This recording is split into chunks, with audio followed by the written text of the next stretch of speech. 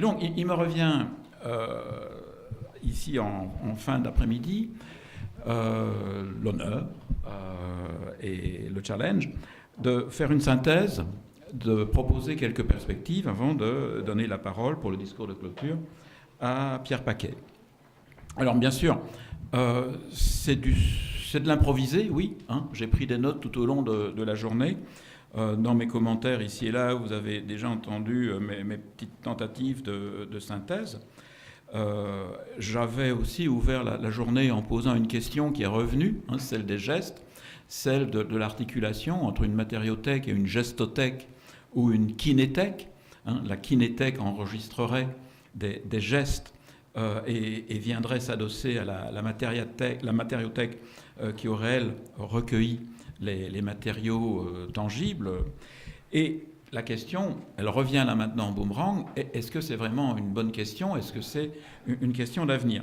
Avant de tenter d'y répondre, je voudrais vous dire que quasiment jusqu'à ce matin, je ne savais pas ce qu'était une matériothèque et je ne savais surtout pas que j'en avais une, ou presque, au Musée des Arts et Métiers, puisque dans les 7 domaines de la collection permanente, nous avons un domaine construction et nous avons un domaine matériaux. Et vous pouvez voir un premier déploiement de ces 2 domaines dans la collection permanente, mais vous pouvez, si vous avez la chance d'aller aux réserves, en voir une espèce de feu d'artifice. Nous avons environ 80 000 objets, donc ça veut dire que nous avons nécessairement des milliers d'objets en matière de matériaux ou en matière de construction. Mais tout cela ne nous fait pas dire que nous avons une matériothèque. Et donc ce matin, je me suis demandé, mais pourquoi ne parlons-nous pas, nous, de matériothèque? Première réponse, c'est peut-être que nous n'avons jamais voulu, et c'est une question que nous devrions nous poser, pourquoi ne l'avons jamais voulu,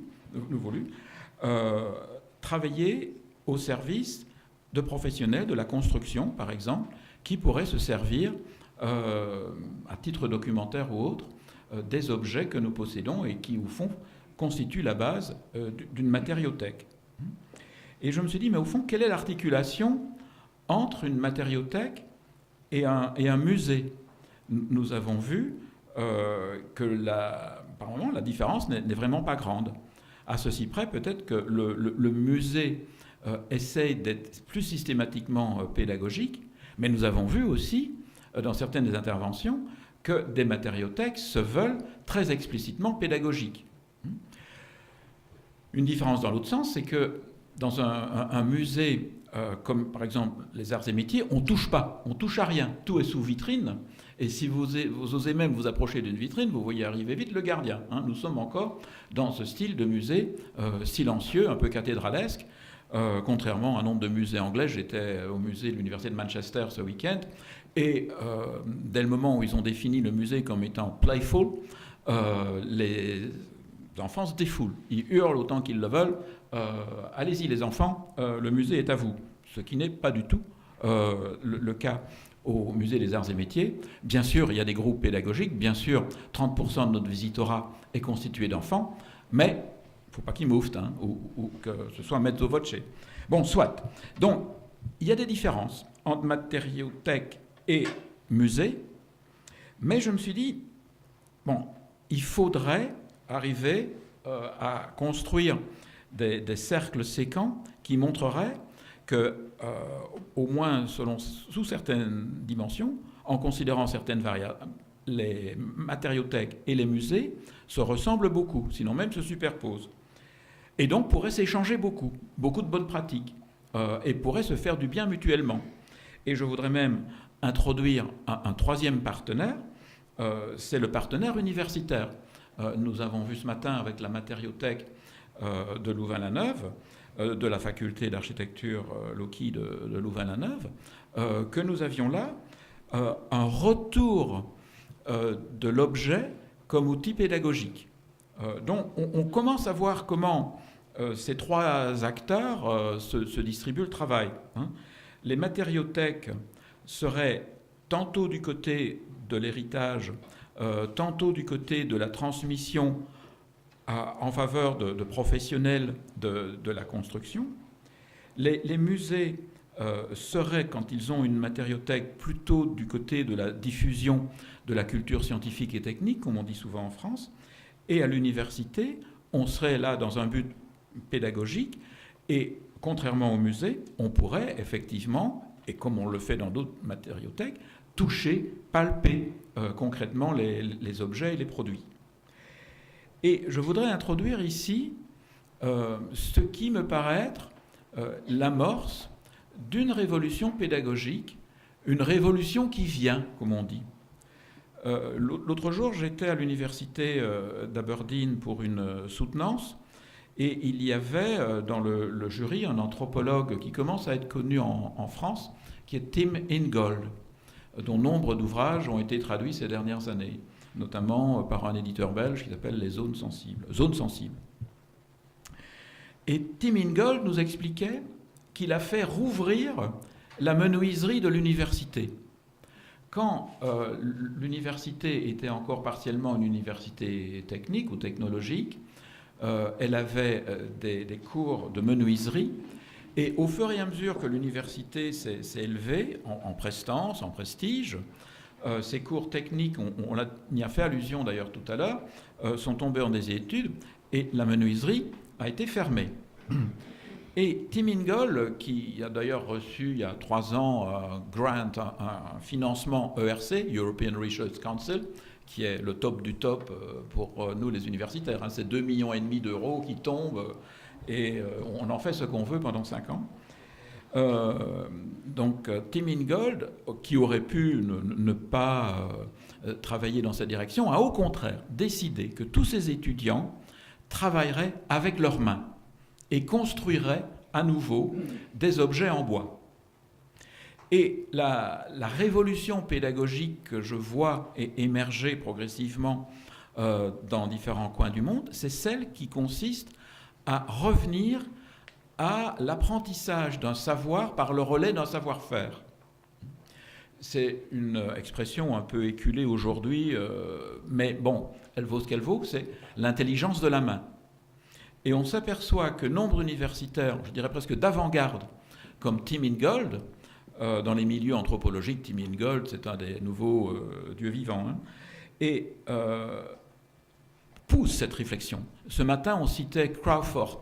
C'est un autre qui pousse cette réflexion. Il y a une troisième, Patricia Smith, à Columbia, qui aussi veut que ses étudiants construisent à nouveau des choses avec leurs mains. Vous avez un prof d'histoire et de sociologie de la physique à Harvard, dont on va me revenir si j'y avais pensé avant, qui veut que ses étudiants construisent des maquettes et montent des expositions au musée d'histoire des sciences de Harvard. Très concrètement, ce qui relie tous ces enseignants, c'est la volonté de travailler dans le concret, dans la précision, dans la minutie, et que les étudiants, littéralement, se salissent un peu, hein, et se coupent de temps à autre, c'est pas grave, ça se répare. Et c'est là où on voit l'articulation qui commence à se refaire avec les matériothèques, puisque les matériothèques, sauf peut-être celles de la Villa Cavrois, sont encore des matériothèques qu'on touche, où on se salit les mains. Et je ferme le triangle, le musée des arts et métiers, c'était pas un musée au départ. Quand l'abbé Grégoire, oui, c'est un abbé, curieusement, qui a créé ce musée, qui a créé le Conservatoire national des arts et métiers, par un texte de 1794. Mais c'était un abbé qui avait juré fidélité à la Révolution française, et qui est devenu un des grands personnages de la Révolution et des années qui ont suivi. Et il avait voulu ce conservatoire pour paralléliser, d'une part, le Louvre, qui était le conservatoire des beaux-arts, et autre parallèle, le Muséum d'histoire naturelle, il s'agissait de conserver les plantes et les animaux. Et dans le Conservatoire des arts et métiers, il s'agissait de conserver des machines et des objets qui allaient susciter une certaine émotion, un certain enthousiasme chez les ouvriers et chez tous les artisans du quartier et au-delà, et qui allaient peu à peu contribuer au renouveau, ou à l'essor même, de l'industrie française naissante. Donc il ne s'agissait pas du tout d'un musée rétrospectif, il s'agissait plutôt d'un lieu qui allait bâtir le futur de la France. Et c'est ainsi qu'au XIXe, on a rempli l'église, puisque le conservatoire est installé dans un ancien prieuré, prieuré de Saint-Martin, avec donc des salles du monastère et une église. Et dans cette église, on a installé des machines à vapeur pendant tout le XIXe, et des démonstrateurs les faisaient tourner. Des démonstrateurs aidaient les artisans qui leur soumettaient des pièces à réparer les objets qu'ils leur soumettaient, qu'ils leur proposaient. Et donc on était vraiment là aussi dans la concrétude, peut-être même dans la Grèce, on était en tout cas dans la vapeur d'eau. Et donc, très longtemps, le conservatoire, s'il n'a plus fait tourner ses machines à vapeur, a fonctionné sur une pédagogie de l'objet, encore une fois. D'ailleurs, si vous vous promenez un jour au musée, vous voyez des rails qui circulent à travers les salles. C'était des rails qui servaient à apporter sur des wagonnets des objets lourds jusque dans les salles de cours. Un peu comme à la même époque, à la salle pétrière, on amenait des hystériques devant les étudiants en médecine. Il y avait là une sorte de volonté d'être concret et d'amener devant les étudiants soit des corps, des personnes vivantes même, soit, dans le cas du conservatoire, des objets que, le cas échéant, on faisait fonctionner, ou en tout cas qu'on montrait, par exemple, quand c'était une usine complète, on avait un maniement approximatif, mais il s'agissait de voir, sinon de toucher. Et puis tout cela a disparu. À l'université, les professeurs se sont réfugiés derrière leur chaire et ont uniquement, pendant 150 ans quasiment, parlé en chaire, sans objet. Là maintenant, ils reviennent au PowerPoint. Et le musée lui-même a utilisé ces objets comme de beaux objets derrière une vitrine, en oubliant presque la vocation initiale de ces objets qui était d'enseigner. Et aujourd'hui, ce qui est en train de se passer, c'est que des professeurs ici et là, que ce soit aux États-Unis, que ce soit en Grande-Bretagne, et je voudrais espérer en France ou en Belgique, reviennent à un enseignement qui passe par l'objet, qui passe par le maniement, par la manipulation. Et je prends le mot même de manipulation-maniement pour bien souligner la présence de la main. Tout se passe comme si on redécouvrait à l'université les vertus de l'incorporation, du passage dans le corps. Et je pense qu'il y a là quelque chose de vraiment intéressant. Intéressant parce que ça va permettre, nous sommes dans les perspectives, d'articuler ces matériothèques qui, elles, n'ont jamais renié leur concrétude, et ça va permettre de faire en sorte qu'une circulation se mette en place entre musées, matériothèques telles que celle-ci, par exemple, dans des services administratifs, et des universités. Pour moi, c'est important parce que dans un musée comme celui des arts et métiers, je voudrais vraiment que se redéploie un travail sur l'apprentissage même des métiers. C'est-à-dire que ces métiers ne soient pas juste présentés, mais accueillis même dans un musée comme le mien. Nous avons pour l'instant une exposition qui est une exposition demandée par les meilleurs ouvriers de France. Vous savez qu'en France, une association depuis 1924 organise tous les 4 ans un concours en 200 divisions, 200 entrées de métiers, et cela aboutit à des meilleurs ouvriers, que ce soit des bouchers, des boulangers, mais aussi des couvreurs, des chaudronniers, des charpentiers, des menuisiers, 200.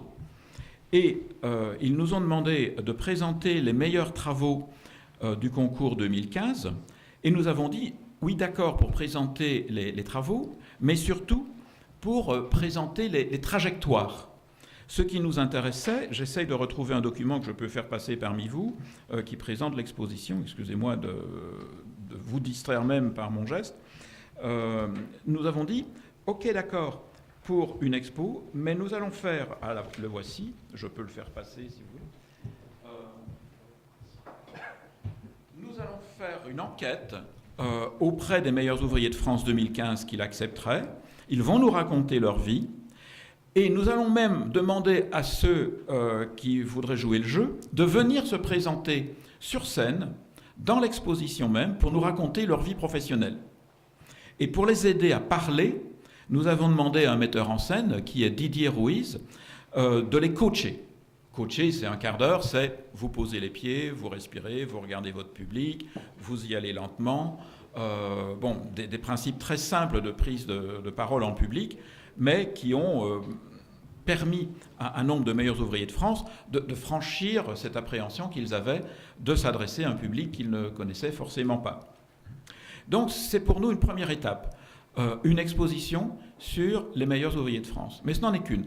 La seconde étape, c'est d'accueillir les entreprises du patrimoine vivant. C'est une expression qu'on utilise en France, qui est calquée en partie sur l'expression à peu près équivalente du Japon, où certains artisans, maîtres d'art, sont considérés comme du patrimoine vivant. Et en France, c'est la Direction générale des entreprises, qui relève de Bercy, du ministère de l'économie, qui accueille des groupes de travail autour de la question comment faire en sorte que ces entreprises du patrimoine vivant franchissent le cap de la génération prochaine. En clair, ce sont souvent des entreprises qui sont à leur crépuscule. Fondeurs de cloches, oui, on trouve encore des fondeurs, mais ce qu'on ne trouve plus, ce sont des accordeurs de cloches, c'est-à-dire qu'ils combinent une capacité orale avec une capacité à racler le périmètre intérieur de la cloche de façon à ce qu'elle sonne juste. C'est comme un accordeur de piano, mais avec un geste en plus qui consiste à gratter la cloche jusqu'à ce qu'elle soit parfaitement au son qu'on lui demande. Et donc, nous avons, avec Bercy, au musée, dit oui, nous allons accueillir les groupes de travail ou le groupe de travail des entreprises du patrimoine vivant, et nous allons essayer de réfléchir justement sur cette question de la transmission des gestes techniques. Nous y revenons. Et je voudrais prendre quelques minutes pour réfléchir à cette question de la transmission des gestes techniques que je vous avais proposé en ouverture. Alors, pourquoi je m'y suis intéressé? Pour deux raisons. Un, c'est que dans ma formation, il y a pas mal d'années, dans les années 70, j'avais eu comme enseignant, j'ai cité son nom tout à l'heure, Ray Birdwhistell, qui avait inventé une discipline, la kinésique, l'étude de la communication par le corps en mouvement. Et donc c'est lui qui nous avait sensibilisés à toute l'importance de la gestualité, et il nous citait toujours une phrase d'un anthropologue et linguiste, Édouard Sapir, qui avait écrit quelque part dans les années 30, prenons l'exemple des gestes, nous y réagissons tous comme d'après un code secret et compliqué, connu de tous, entendu de personne. Et cette phrase un peu mystérieuse était comme une espèce de force qui tirait l'enseignement de Birdwhistell et qui nous amenait à prendre conscience de toute l'importance de la gestualité, qu'elle soit conversationnelle ou technique. Et dans les travaux ou dans les cours que j'ai pu donner tout au long des dernières années, j'ai toujours essayé d'amener mes étudiants à rester très, très sensibles à ces questions de gestualité, quand bien même je n'ai jamais voulu entraîner mes étudiants à passer des heures et des heures à filmer les gestes et puis à décoder, selon différentes grilles, à décoder ces gestes. Birdwhistell lui-même nous disait qu'il avait passé trop d'années de sa vie à faire du travail d'analyse image par image dans le cadre de sa kinésique, et il ne voulait pas nous entraîner dans cette voie. Et moi-même, je pense que du coup, j'ai toujours été réticent à entraîner mes étudiants dans cette voie où se sont enfoncés nombre de chercheurs, que ce soit en ergonomie, que ce soit en STAPS, en sciences et techniques des activités physiques et sportives, que ce soit en théâre, que ce soit, nombre de disciplines, ont cru que le Graal consistait à filmer des interactions et des gestes, et puis, selon des grilles, à les décomposer en éléments toujours plus petits. Et j'ai envie de dire, comme Birdwhistell nous disait, et puis après, on fait quoi? Et donc, aujourd'hui, alors que la technologie est au point et qu'il est beaucoup plus facile d'enregistrer et de décomposer les gestes, des logiciels sont là pour le faire, comme on le fait beaucoup en STAPS. Vous prenez n'importe quel entraîneur en tennis, par exemple, ou en golf. Il vous filme le geste, il vous le décompose, tac, tac, tac, tac, tac, tac. Et puis le golfeur revoit son geste, voit si sa balle est correctement conduite. Et on a l'impression d'avoir ce qu'il faut. Peut-être que pour un entraîneur en golf ou en tennis, tout va bien.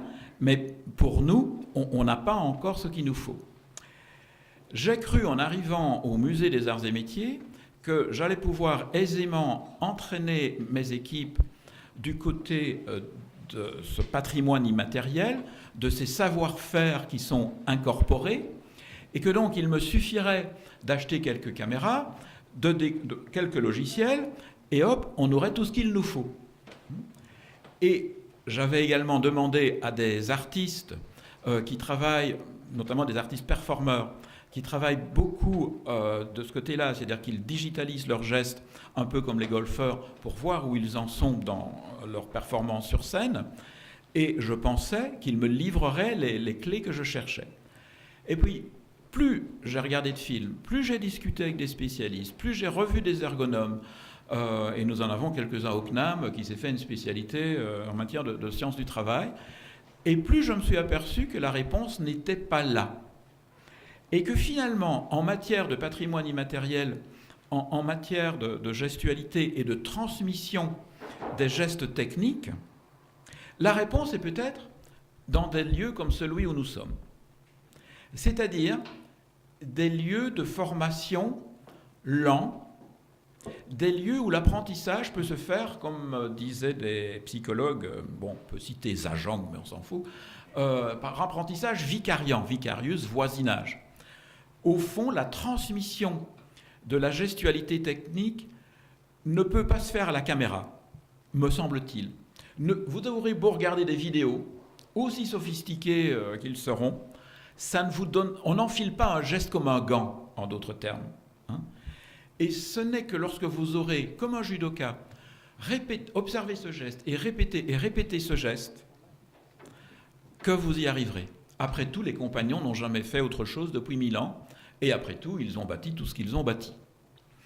Et on peut se dire, et je ne le fais pas, je ne suis pas payé pour faire les relations publiques de la Paix-Dieu, hein, mais je me dis que des lieux comme celui-ci, ou des lieux d'apprentissage lents, comme on le voit dans des lieux d'apprentissage compagnonique tels qu'ils existent encore un peu partout en France, sont sans doute encore la meilleure réponse à la question de la transmission des gestes techniques. Alors vous vous dites, oui, mais mon fondeur de cloche, là, qui demande quelqu'un. Le problème, c'est effectivement celui du recrutement, et du recrutement lent. Comment mon fondeur, il y en a encore 2 en France, enfin il y a encore deux firmes de fonds de cloche en France, fonderie de cloche, va-t-il trouver le jeune qui va accepter l'apprentissage en douceur, en lenteur? C'est peut-être là qu'est la vraie question, mais elle n'est peut-être pas dans l'appareillage technique, dans la finesse de l'appareillage.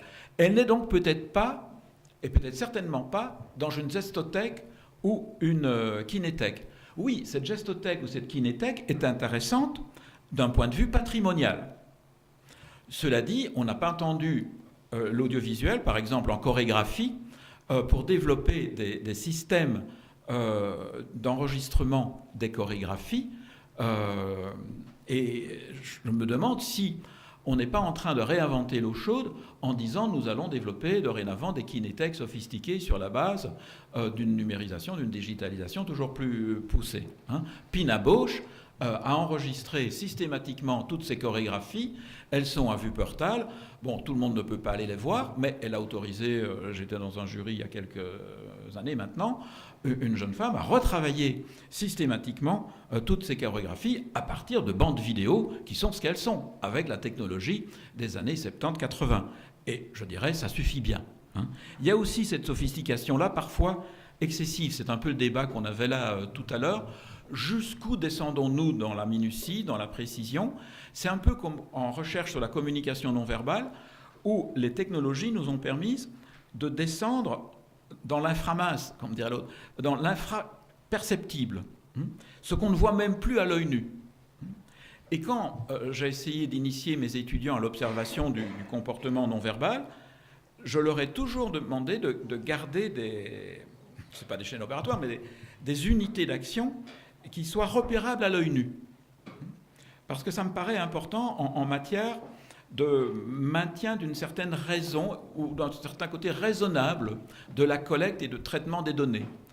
On n'a pas toujours autant de temps que cela, et je pense qu'il faut travailler parfois à l'économie, mais avec une économie raisonnable, et une économie raisonnable, c'est peut-être celle de l'œil qui est capable, ou de la note qu'on est capable de prendre à la main, et qui nous permet de faire un travail décent et qui sera suffisant pour nos besoins.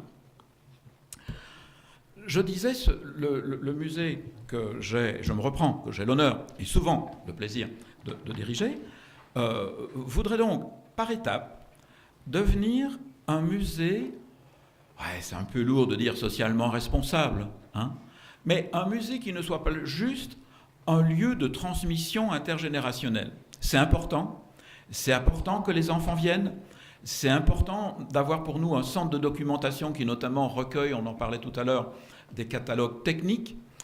C'est important d'avoir des réserves qui ne servent à rien d'autre qu'à être des réserves pour les générations suivantes. Mais je pense que c'est important aussi qu'un musée comme le nôtre, qui consomme quand même pas mal d'argent public chaque année, soit un lieu d'accueil où des artisans, par exemple, peuvent trouver à se poser et à discuter comme la Paix Dieu le fait et le propose. Hein. Nous ne sommes pas la Paix Dieu, mais nous aurions au fond bien intérêt à le devenir au moins partiellement. En mars prochain, nous allons accueillir les Journées européennes des métiers d'art, par exemple. Les Journées européennes des métiers d'art en France se posaient le plus souvent aux Arts Déco, et puis, bon, elles ont appris l'évolution qu'on est en train d'amorcer, et sont venues nous demander, est-ce qu'on peut le faire chez vous? Mais oui, bien sûr. Et en même temps, je veux maintenir des séminaires d'anthropologie des techniques du corps. Ça me paraît important d'avoir une activité universitaire pointue pour les universitaires qui voudraient continuer à travailler sur ces questions, mais qui, à un moment donné, vont peut-être alimenter dans un atelier un séminaire ou une réflexion, une demi-journée au sein des journées européennes des métiers d'art. Et puis, comme un bonheur n'arrive jamais seul, l'UNESCO a entendu parler de nous et nous a dit, mais est-ce que vous ne recréeriez pas la chaire qui était chez vous il y a 15-20 ans sur les métiers vivants? Mais oui, bien sûr, ça ne file pas un copec, hein, l'UNESCO, mais c'est, comme dit l'autre, du capital symbolique. Et c'est bon à prendre. Et c'est là-dessus que je voudrais terminer. Je pense que la Paix Dieu, je pense qu'une université, qu'un musée, ce sont... Il y a deux expressions que je voudrais utiliser. Une, c'est une expression de Yves Citon dans un ouvrage que je trouve remarquable qui s'appelle « Pour une écologie de l'attention ». Et il appelle des lieux comme les musées, les universités, ou un lieu comme celui-ci, lieu de ressources et de transmission, des laboratoires esthétiques, des lieux où, subitement, on se rassemble et on fait attention. C'est si rare aujourd'hui. Quand vous y réfléchissez, un séminaire comme le nôtre, où nous n'avons fait attention quasiment qu'à une chose pendant toute une journée, c'est excessivement rare. Et c'est des dispositifs que dans notre société, nous nous devons de préserver, de cultiver et de renforcer. Des lieux où nous pouvons faire attention et des lieux aussi où nous pouvons faire attention les uns aux autres. On peut jouer sur tous les sens d'attention comme le fait Yves Citon dans son livre que je vous recommande vivement. Et puis je terminerai sur une expression que j'aime beaucoup parce que c'est quelqu'un que j'ai beaucoup apprécié pour avoir travaillé avec lui une vingtaine d'années. C'est Pierre Bourdieu, le sociologue dont le nom circule encore beaucoup aujourd'hui. Et il disait que, par exemple, une maison d'édition, c'était une banque symbolique. Quand vous publiez un livre chez Gallimard et vous êtes jeune auteur, vous êtes gratifié, votre statut s'élève. Mais par la même... Et le statut de Gallimard ne descend pas parce qu'il a donné quelque chose, pas du tout. Au contraire, si l'auteur a quelque succès que ce soit, le statut même de Gallimard va monter à son tour. Et je pense que, mutatis mutandis, un musée, comme un lieu Paix Dieu ou une université, peuvent être des banques symboliques. Si je ne prends que l'exemple du musée, je pense que si je m'ouvre de plus en plus, ou j'ouvre de plus en plus le musée à des activités tournées autour de l'artisanat, de la réflexion sur la transmission des gestes techniques, sur les métiers dits manuels, je suis dans mon rôle, oserais-je dire, de banquier symbolique. Je confère un nouveau statut aux artisans, de la même manière que ceux qui, parmi eux, reçoivent cet honneur d'être meilleurs ouvriers de France, voient leur capital symbolique s'élever. Mais, ce faisant, mon capital, c'est autre chose que le capital économique, ne descend pas, ne diminue pas. Au contraire, je pense que ma banque symbolique qu'est le musée grossit encore un peu et du coup peut se permettre de faire encore d'autres prêts, et ce n'ont même pas, ce sont des prêts sans intérêt, ce sont même des dons, à d'autres catégories du public. Et je pense que plus un musée réfléchit en ces termes, c'est-à-dire comme banque symbolique, et se donne ou donne son capital à des publics diversifiés, évidemment des publics éloignés, des publics en difficulté, des publics qui ne viendraient pas au musée mais qui reçoivent cette gratification symbolique d'être accueillis au musée, et plus le musée sera dans son rôle de musée du XXIe siècle. Je vous remercie.